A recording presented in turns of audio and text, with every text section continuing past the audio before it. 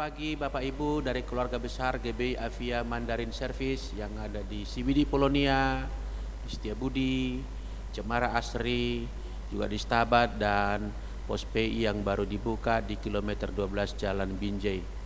Hari ini kita akan menggunakan waktu mengawali hari ini dengan pujian kepada Tuhan, mendengarkan renungan yang menguatkan kita bersama-sama. Mari kita mulai dengan berdoa. Terima kasih Tuhan, jikalau pagi hari ini kami boleh menghirup udara segar, menikmati hari yang baik, itu pun kasih karunia Tuhan. Kami bersyukur karenanya. Kami tersambung lewat koinonia, persekutuan kami secara virtual. Tuhan ada di tengah-tengah kami. Terimalah pujian kami, terimalah sembah kami, dan berkenanlah berbicara kepada kami. Dalam nama Tuhan Yesus kami berdoa. Sama-sama kita berkata, amin. Bila Tuhan tak besertaku,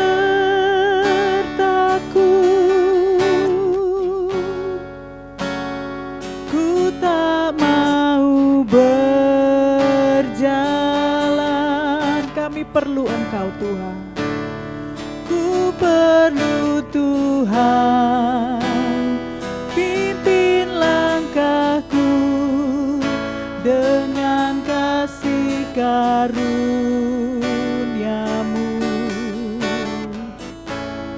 Pimpin langkahku setiap waktu, berjalan dalam roh-Mu. Nyatakan Tuhan kemuliaan-Mu dan berjalanlah denganku. Tuhan besertaku. Bila Tuhan tak besertaku,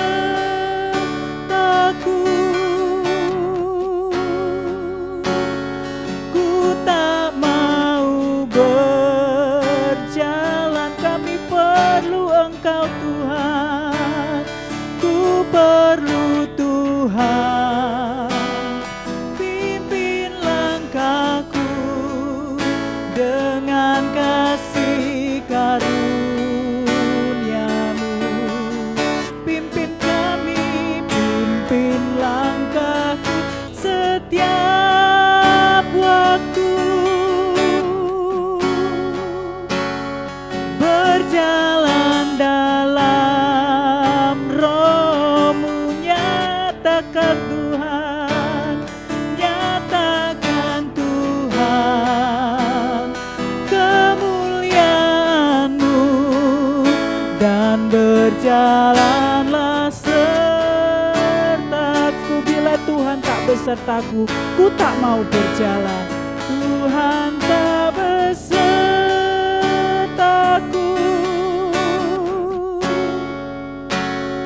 ku tak mau berjalan. Kami perlu Engkau, ku perlu Tuhan. Pimpin langkahku dengan kasih karuniamu. Pimpin kami, pimpin langkahku setiap waktu, berjalan dalam roh-Mu. Nyatakan Tuhan kemuliaan-Mu dan berjalanlah denganku. Nyatakan, nyatakan Tuhan kemuliaan-Mu dan berjalanlah dengan. Nyatakan Tuhan, nyatakan Tuhan kemuliaan Tuhan berjalanlah denganku. Haleluya. Benar Tuhan, kami perlu Engkau dalam hidup kami. Kami perlu Engkau Tuhan. Ini kami anak-anak-Mu Tuhan, pada pagi hari ini kami merendahkan hati kami di hadapan-Mu. Kami perlu Engkau, jalanlah sertai kami. Haleluya, haleluya, haleluya. Kami mau memuji-Mu Tuhan, kami mau berjalan dengan-Mu. Ajar kami setia kepada-Mu Tuhan, menjalani hari ini bersama dengan Tuhan. Haleluya, haleluya. Mari kita berdoa untuk mendengarkan firman Tuhan. Mari Tuhan urapi setiap kami, buka pengertian bagi kami, sirami kami dengan air hidup. Berkatilah kami Tuhan, kami siap mendengarkan renungan pagi ini. Dalam nama Yesus kami berdoa. Sama-sama kita berkata, amin. Bapak Ibu yang saya kasihi, pagi hari ini kita ambil renungan dari kitab Kejadian pasal 6. Kejadian pasal 6 itu tentang apa yang terjadi pada zaman Nuh, kehidupan yang ada pada masa Nuh, dan apa yang Tuhan lakukan di tengah-tengah mereka, yaitu terjadinya penghukuman air bah. Namun di sana pun Tuhan melakukan kasih karunia, menjanjikan kasih karunia.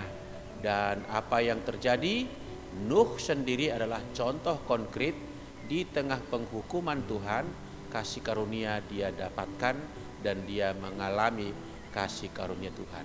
Selengkapnya kita baca kitab Kejadian pasal 6 mulai ayat yang kelima. Demikian firman-Nya. Ketika dilihat Tuhan bahwa kejahatan manusia besar di bumi dan bahwa segala kecenderungan hatinya selalu membuahkan kejahatan semata-mata, maka menyesallah Tuhan bahwa Ia telah menjadikan manusia di bumi dan hal itu memilukan hatinya. Berfirmanlah Tuhan, Aku akan menghapuskan manusia yang telah kuciptakan itu dari muka bumi, baik manusia maupun hewan dan binatang-binatang melata dan burung-burung di udara. Sebab aku menyesal bahwa aku telah menjadikan mereka. Ayat 8. Tetapi Nuh mendapat kasih karunia di mata Tuhan. Ayat 9. Inilah riwayat Nuh. Kira-kira petikan utama, rekaman utama kehidupan Nuh disimpulkan di ayat 9 ini. Inilah riwayat Nuh. Nuh adalah seorang yang benar dan tidak bercela di antara orang-orang sezamannya. Dan Nuh itu hidup bergaul dengan Allah. Saudara yang dikasihi Tuhan, dari ayat-ayat tadi saya rangkai renungan kita pagi hari ini dengan judul Kasih Karunia dan Hidup Saleh. Terambil dari ayat 8 dan 9, sebab di sana dikatakan Nuh itu mendapat kasih karunia, ayat 8, dan ayat 9 berkata riwayat Nuh adalah seorang yang benar dan tidak bercela. Jadi langsung ada kaitan antara kasih karunia Tuhan dengan kehidupan Nuh yang saleh, tidak bercela, benar di mata Tuhan.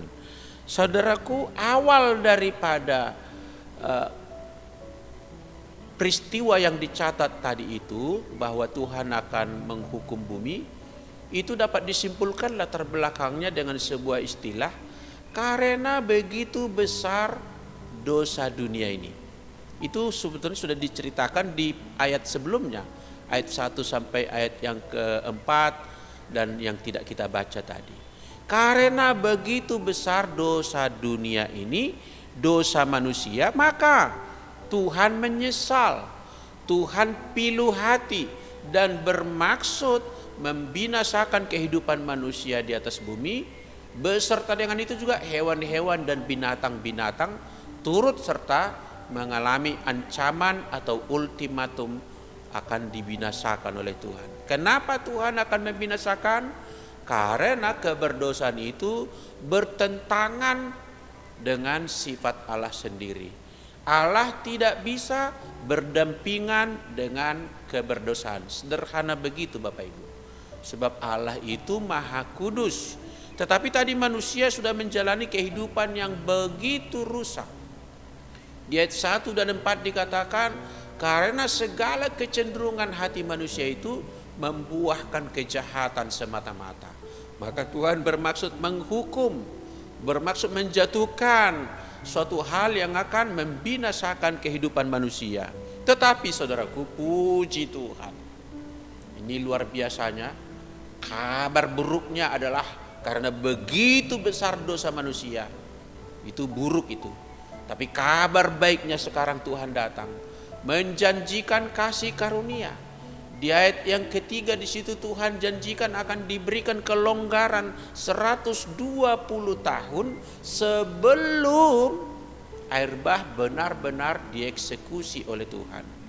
Nah, saudara yang dikasihi oleh Tuhan, ternyata Allah kita adalah Allah yang adil menghukum dosa, tapi juga Allah yang maha kasih memberikan jalan keluar kepada barang siapa yang mau luput dari penghukuman itu. Kita garis bawahi, barang siapa mau luput daripada penghukuman itu, contohnya Nuh, maka diberikan suatu jalan keluar, namanya kasih karunia. Saudaraku yang dikasihi Tuhan, saya ingin kita merenungkan satu hal. Mana duluan kita hidup benar atau kita mendapatkan kasih karunia? Di antara duanya mana duluan? Apakah duluan kita hidup benar, kemudian kita menerima kasih karunia? Atau sebaliknya, kita menerima dulu kasih karunia, kemudian kita akan menjalani kehidupan yang benar. Nah saudaraku, di luar sana banyak pengajaran. Orang Yahudi yang non-Kristen itu menekankan perbuatan, menekankan kehidupan yang benar, dengan harapan mendapatkan kasih karunia. Ajaran agama tetangga kita juga mungkin mengajarkan hal yang mirip. Kamu harus begini, kamu harus begini, mencapai suatu yang dianggap benar, baru kamu mendapatkan kasih karunia dari Tuhan, perkenanan Tuhan. Tetapi kalau kita baca saudaraku ayat-ayat tadi, ayat 8, disebut di ayat 8 itu, yaitu bahwa Tuhan itu memberikan kasih karunia kepada Nuh. Disebut Nuh mendapat kasih karunia. Kemudian ayat 9, Nuh menjalani kehidupan yang benar. Berarti Bapak Ibu Saudaraku, jemaat Afia dan siapa saja yang sedang mengakses tayangan ibadah atau renungan pagi ini, kita harus tahu menurut Alkitab yang sebenarnya kasih karunia mendahului hidup benar. Apa artinya? Tuhan kasih dulu kita modal. Tuhan kasih dulu kita kesanggupan. Kalau kita bayangkan dan hubungkan langsung dengan perkataan Yesus tentang ada seorang pemilik usaha yang memanggil anak-anak buahnya, lalu kepada masing-masing anak buahnya itu ada yang diberikan kepercayaan 5 talenta, 5 kapasitas. Kepada yang lain diberikan 3 talenta, 3 kapasitas. Kepada yang lain diberikan 1 talenta atau 2 talenta, masing-masing menurut apa yang dipandang baik oleh sang majikan tadi. Kemudian pergilah majikan itu ke luar negeri, dan pada masa yang dia kehendaki dia kembali kepada perusahaannya tadi dan memanggil lagi anak-anak buahnya tadi untuk audit. Maka diaudit, apa yang kau lakukan dengan 5 talenta atau kapasitas yang kuberikan? Kamu juga yang mendapatkan 3, kamu juga mendapatkan 1. Apa artinya Bapak Ibu? Tuhan sedang menceritakan tidak dituntut kita buah kalau tidak dikasih benih. Katakan amin. Tidak dituntut kita menghasilkan keuntungan kalau tidak dikasih modal. Saya kira kita juga di dunia bisnis mengenal hal itu. Dikasih modal dulu baru diharapkan ada keuntungan. Secara demikian Allah menyediakan kasih karunia kepada kita. Maka Nuh mendapat kasih karunia, lalu dia bisa menjalani hidup yang benar. Modalnya kasih karunia Allah. Kalau bukan kasih karunia, katakanlah keadilan, enggak pernah bisa si Nuh ini menjalani hidup benar. Sebab tabiat dosa itu selalu akan membawa dia melakukan hal yang kejahatan dan berbuah kejahatan, kecenderungan yang buruk. Saudara yang dikasihi oleh Tuhan, kasih karunia adalah alasan kita sanggup melakukan hidup benar. Katakan amin. Kalau kita sudah menerima itu. Pertanyaan berikut, apakah hanya Nuh yang mendapat kasih karunia pada zamannya? Supaya kita bercermin juga untuk kehidupan kita pada masa sekarang. Apakah Tuhan itu secara katakanlah pilih kasih, diskriminasi, lalu kepada Nuh diberikan kasih karunia, kepada yang lain tidak diberikan? Apakah demikian? Tidak. Kalau kita baca secara utuh Kejadian 6 ini mulai ayat 1 sampai ayat seterusnya, kita akan tahu bahwa durasi 120 tahun tadi, saudaraku terkasih, itu berlaku bagi setiap orang. Umur manusia itu katanya, umur manusia di bumi ini hanya 120 tahun karena mereka hidup dalam kedagingan, aku akan membinasakan mereka. Semua menerima porsi 120 tahun lagi mendatang, baru air bah itu datang.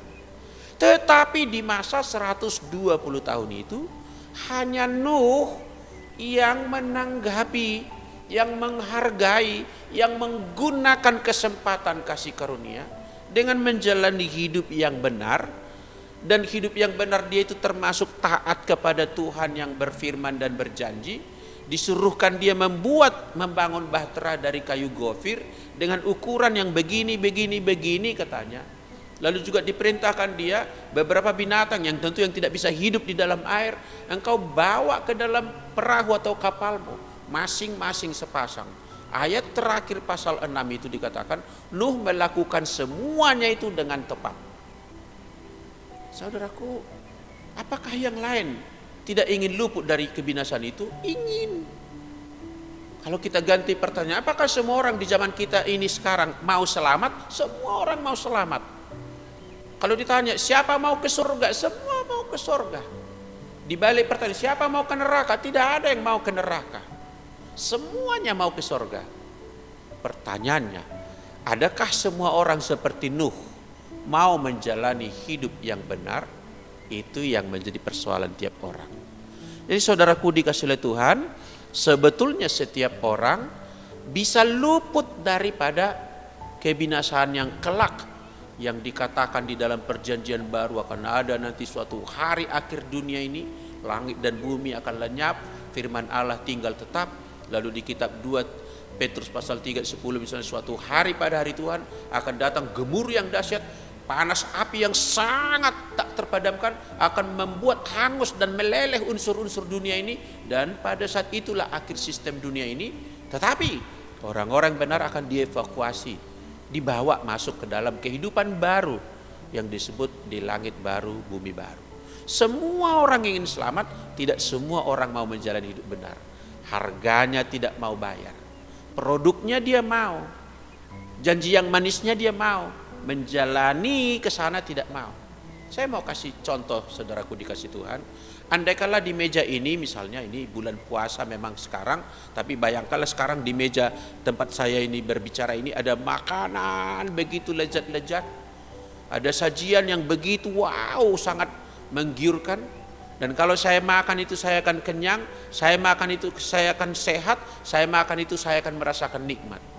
Tetapi sekalipun sudah dihidang di sini dan saya memang lapar betul, tetapi kalau saya tidak makan, tidak mencicipinya, apakah dengan ada di meja ini makanan otomatis saya kenyang?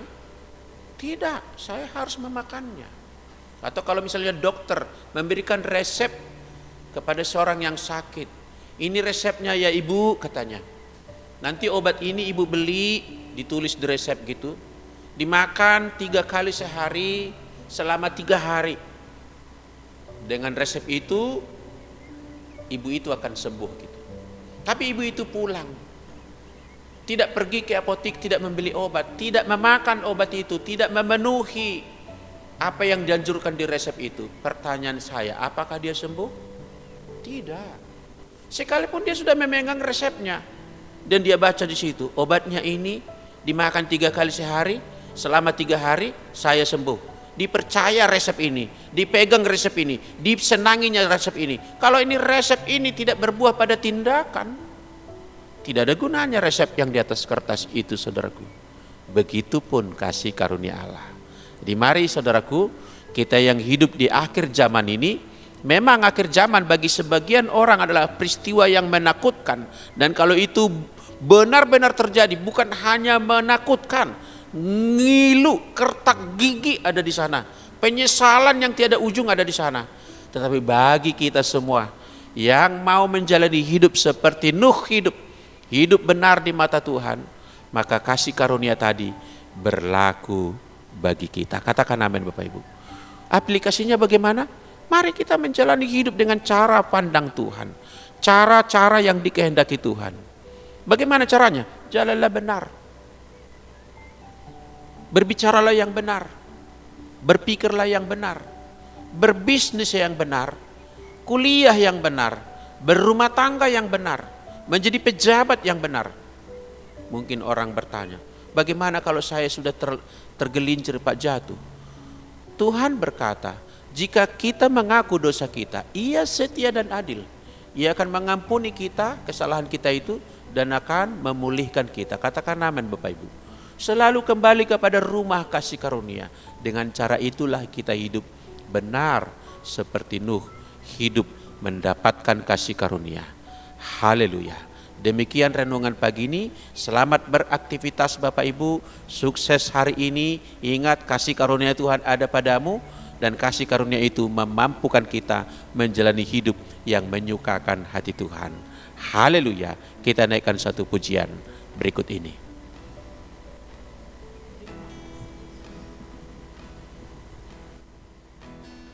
Terima kasih Yesusku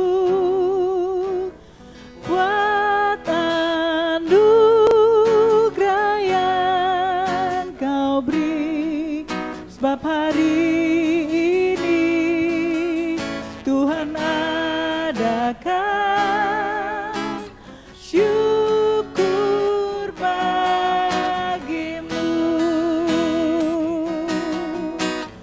Terima kasih Yesusku buat anugerah yang Kau beri, sebab hari ini Tuhan adakan syukur bagimu.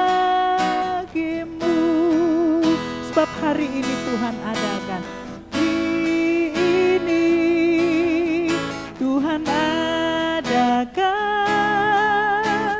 syukur bagimu.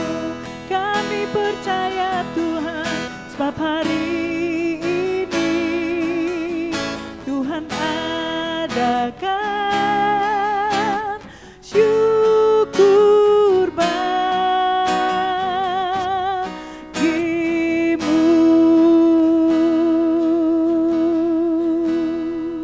Haleluya. Mari kita berdoa. Pertama saya berdoa bagi jemaat yang sedang sakit, yang sedang mengalami masalah-masalah tertentu.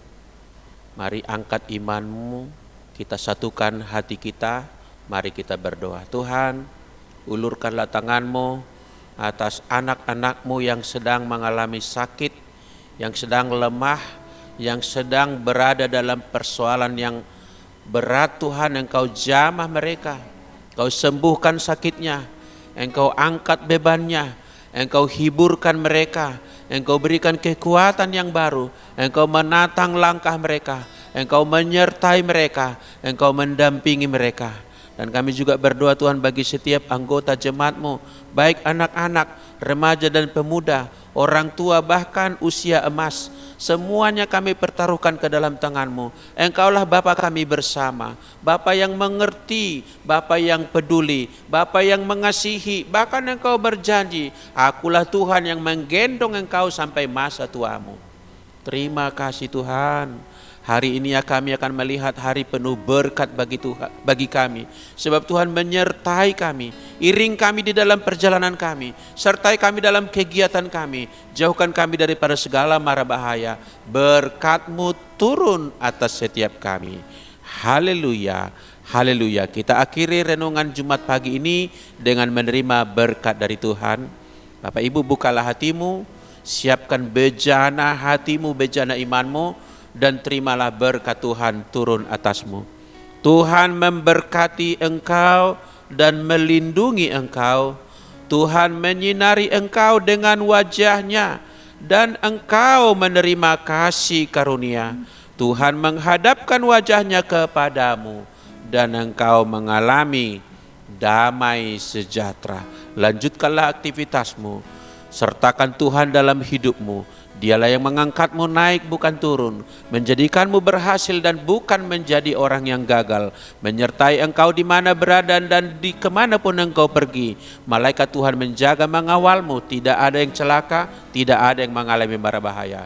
Tuhan memberkatimu berlimpah-limpah. Dalam nama Tuhan Yesus Kristus, kita sama-sama berkata, amin. Selamat hari Jumat. Good Friday, good